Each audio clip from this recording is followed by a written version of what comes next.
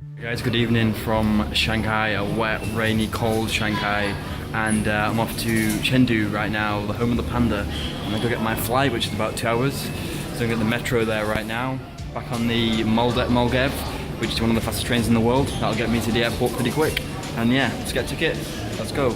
This might possibly be the worst time to commute to an airport. Right now it's about 6 PM and it is pretty heaving around here. A lot of people. It's gone quiet now, so you can't really see much. But like around the corner then, it was like 1,000 people just clamoring. And if you've been to China before, they like to push each other out of the way, including tourists. They don't really care. So it's a bit of an experience at times. Anyway, I'm on line 2, which I think is down here.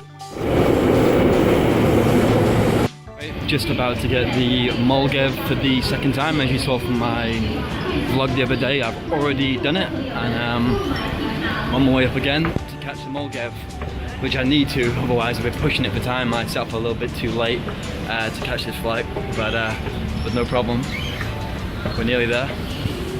It's only 50 Chinese yuan to get to the airport as well, and it's like 420 kilometers per hour, so it's awesome, right?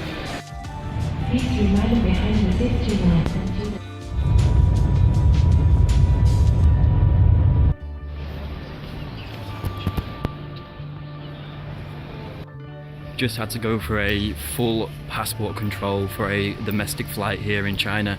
Never had that before in any country that I've been to.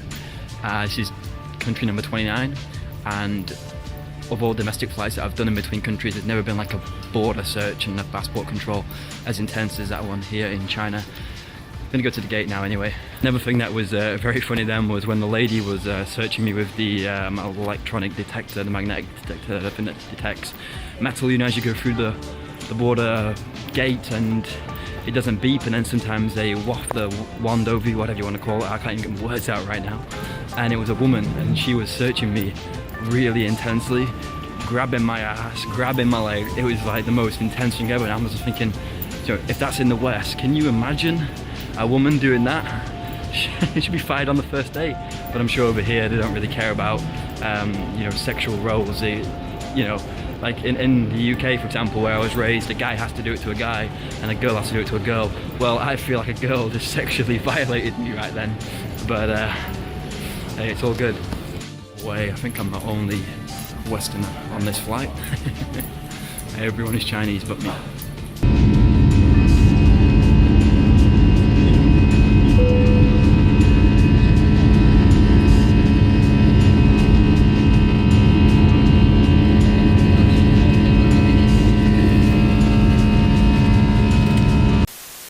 Alright guys, just arrived here in Chengdu in the airport. Gonna have to walk out now and get a taxi to my accommodation, which I thought I'd booked online. Turns out I haven't booked it. Hostelworld must have crashed or something, and I thought I'd booked it, but I haven't.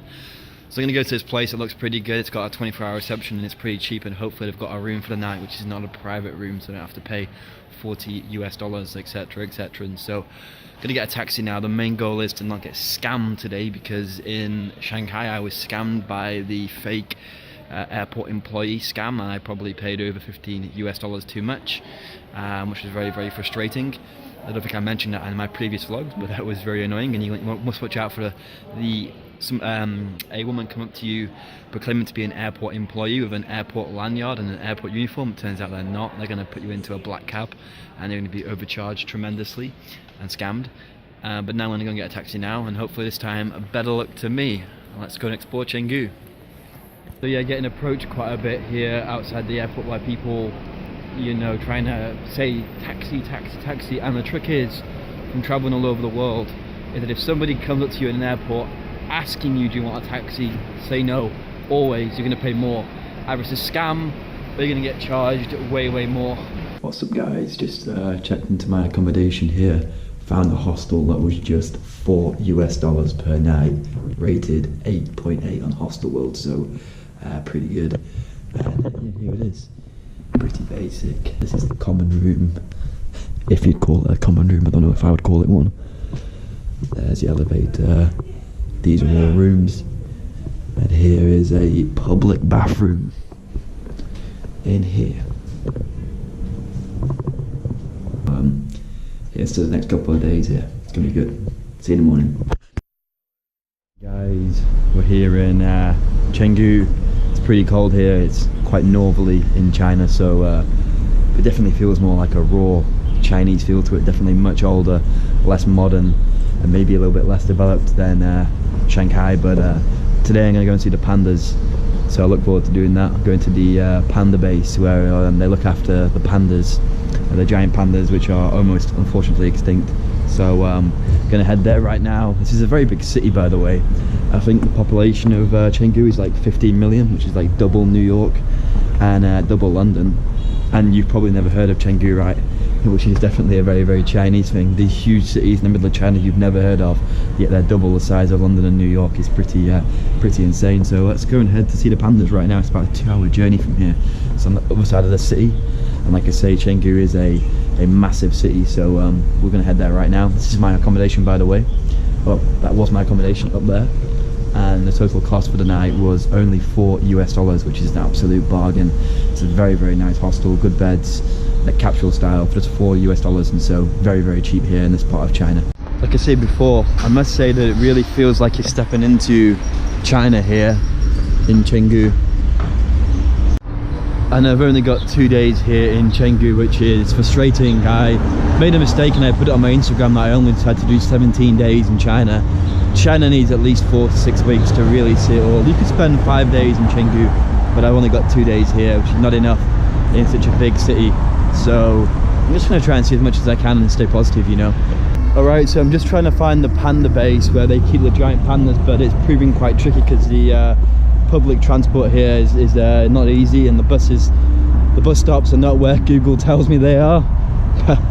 So trying to find it now. I guess I shouldn't expect it to work. I mean, obviously Google's banned in China and I'm using a VPN to access Google, and the maps work in Shanghai pretty easy, but in Chengdu here it works for the metro but not for the buses. I assume when Google last updated the buses here, the bus stops were in different places, and so I've been like walking around like a headless chicken for the last hour trying to get my way here. This area I'm in now in Chengdu is pretty ragged actually, a little bit rougher than where I've been before, but that's no problem. Gonna get another bus to the panda base, should be there in about half an hour. There's like some wild pandas, man. It's gonna be super, super, super cool. Technically they're in the wild, so but yeah, endangered species, which is a shame of course, but the best country to see them probably China, as it is basically their national animal. Okay, right, so I managed to find this little panda base here, which is like a tourist information place. They told me to get this shuttle bus down here, which is about 50 yen. I think that includes my entry fee as well. Maybe not, there's a big language barrier there, so I could be wrong, but we'll see. I think that's the bus there, but I am not too sure. Let's go and find out.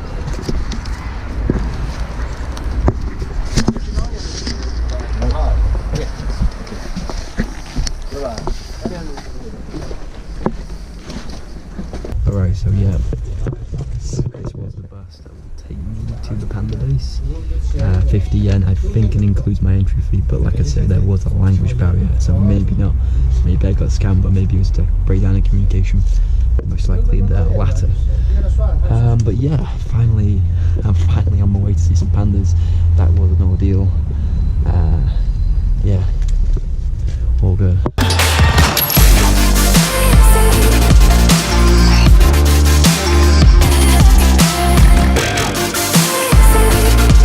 The answer is yes, that is a ticket. They didn't scam me. It wasn't a miscommunication.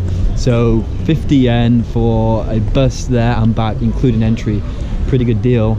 And we've got some nice Japanese style vending machines here with Mandarin instead of English on the drinks. I guess that's a Coke for 5 yen, which is about 70 cents in US dollars. I'm gonna get a drink right now and then go and see some big ass pandas. So I'm wondering just how much we're going to be able to see the pandas. Are they going to be asleep? Are they going to be hiding? Are they going to be under the trees? Are we going to be able to get close to them?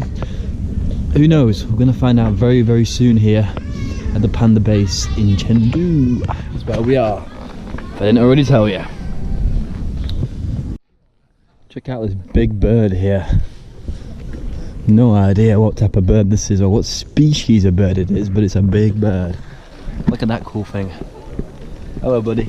Look at that.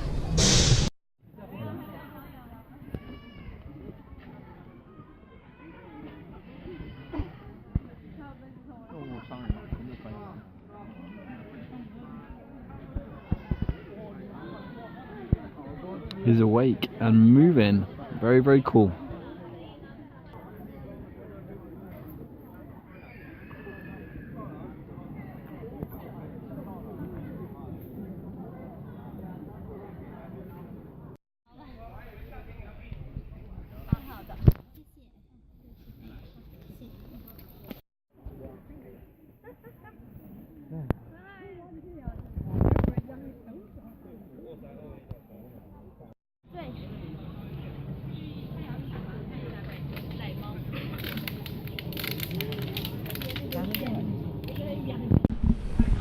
Super cool to see these pandas in their natural habitat.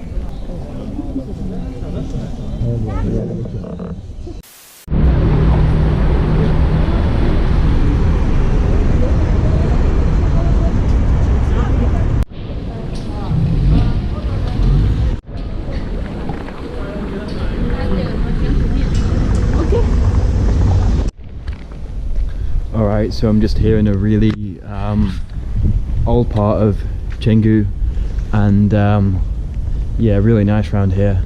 Really old and really cool buildings and architecture. Really nice.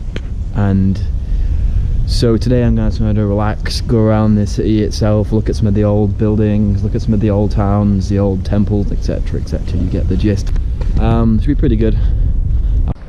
Just here at the Wenshu temple here in Chengdu, which is a really beautiful place, really peaceful.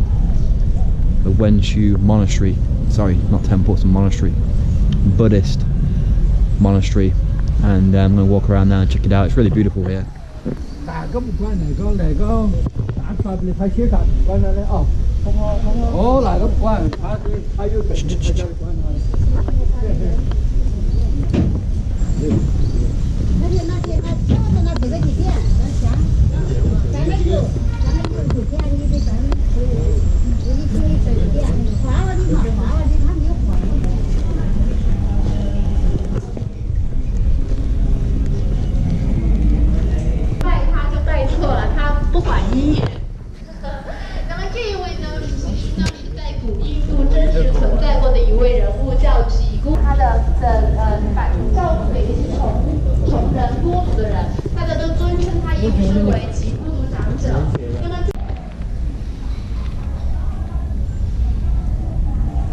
Really cool little temple here in Chengdu. What's up, dude? Whew. Really nice. Take a walk through here and see what we can find, if anything interesting.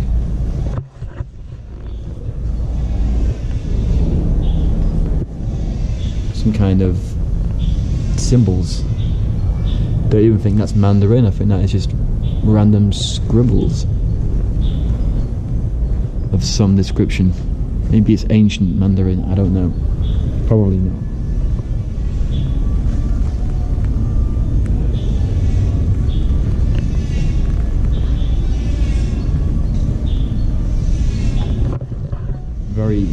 Very peaceful in here, and I just feel really relaxed today, and there's no better place to come when you're relaxed than a Buddhist monastery and just feel zen. Very peaceful around here.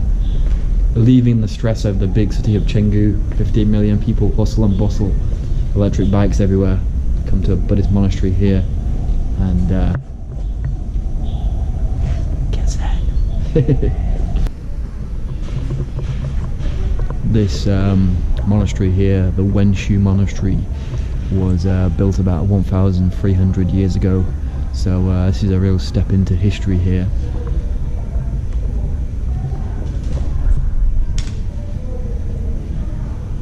You're not actually allowed to record what's inside the shrines.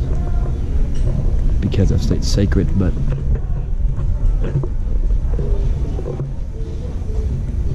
this is really beautiful.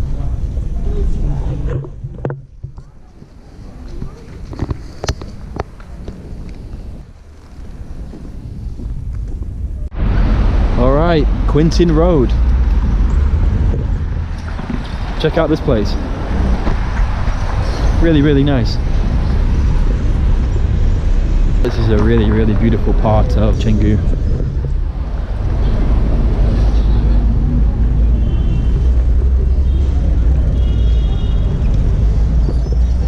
And I think that little arch behind me lights up at night time, so I'm going to wait around here for another half an hour until it goes dark. And I guess it lights up and looks very pretty. I've seen the pictures, it looks pretty dope.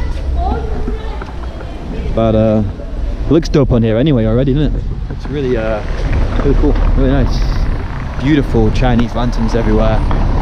Man, it's got an awesome traditional feel to Chengdu, a really beautiful city.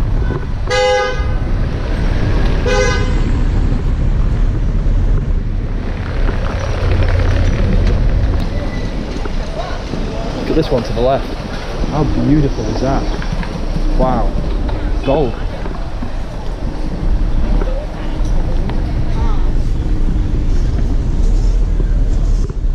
That is stunning. Check it out, look at that, it's really beautiful. I know you can see with your own eyes, guys, but I'm just reiterating to you how beautiful this place is.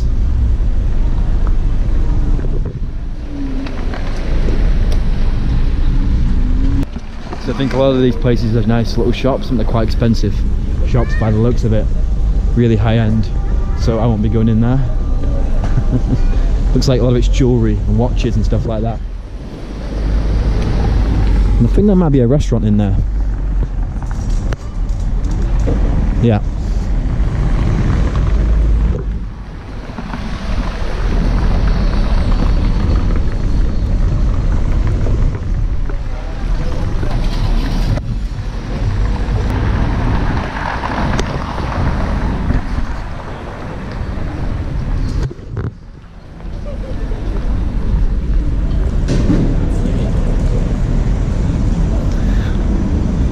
Man, it's so beautiful. I hear that in Beijing there's a lot more traditional sort of places like this, old traditional places that you can see, so I'm looking forward to that in Beijing. Shanghai doesn't really have too much of it, but this is a lot of traditional stuff here in Chengdu.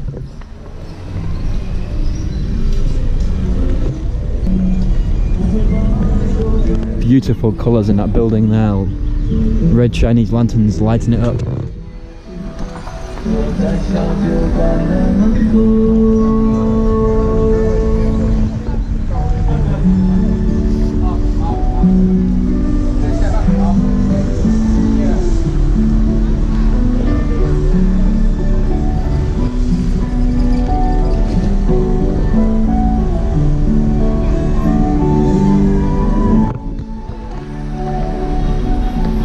Beautiful music too.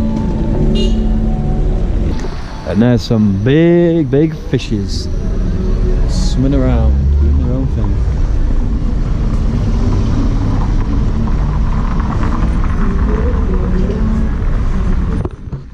Bingo. What an awesome street. What's good, guys? It's back in my accommodation now. Had a great couple of days in Chengdu here. You know, I've only done 2 days, it's nowhere near enough. You need at least 3 or 4 days here. So there's a lot of things I haven't seen, but I'm on a tight schedule now because I fell ill in Shanghai. I'm meeting a friend in Beijing tomorrow, and so I had to get to Beijing tomorrow. There was no way around that, which is fine. So tomorrow we go to Beijing, where it's freezing cold, -10 degrees. I think by like 6 p.m. tomorrow it's like -10. I think the maximum temperature is like -3, freezing cold. So I'm prepared for that. I've got 2 jackets.